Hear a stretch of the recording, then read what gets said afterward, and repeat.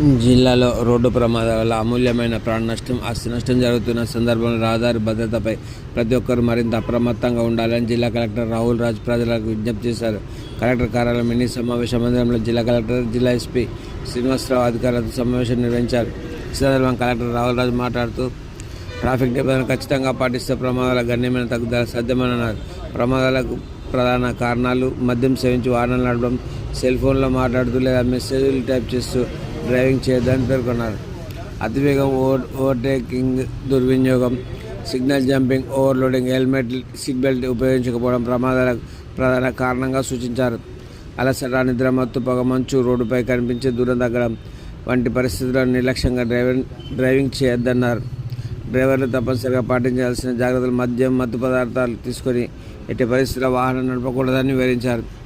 Driving సమయంలో mobile ఫోన్లు ఉపయోగించరాదన్నారు. ద్విచక్ర వాహనాలు, ఐఎస్ఐ హెల్మెట్, కారు ప్రయాణికులు ముందు వెనుక సీటు బెల్ట్ తప్పనిసరిగా ధరించాలన్నారు.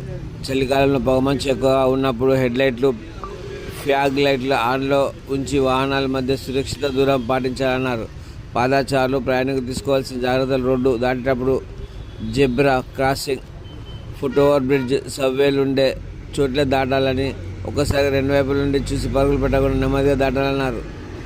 బ్లాక్ స్పాట్లను గుర్తించి తగిన సంకేతాలు, బోర్డులు, స్పీడ్ బ్రేకర్లు, లైటింగ్ ఏర్పాటు చేయడం, రోడ్డు భద్రతా కమిటీల ద్వారా అవగాహన కార్యక్రమాలు నిర్వహించాలని అధికారులకు ఆదేశించారు. జిల్లా ఎస్పీ శ్రీనివాసరావు మాట్లాడుతూ, స్కూలు, కాలేజీలో రోడ్డు భద్రతా క్లబ్లు, అవగాహన సభల ద్వారా విద్యార్థుల్లో చిన్న వయసులో ట్రాఫిక్ నియమాలపై అవగాహన పెంచాలన్నారు. ప్రతి ప్రయాణం ముందు వాహనాన్ని సరిచూసుకోవడం, నిబంధనలు పాటించడం ద్వారా తమ కుటుంబాలు సురక్షితంగా ఉండగలరని పేర్కొన్నారు.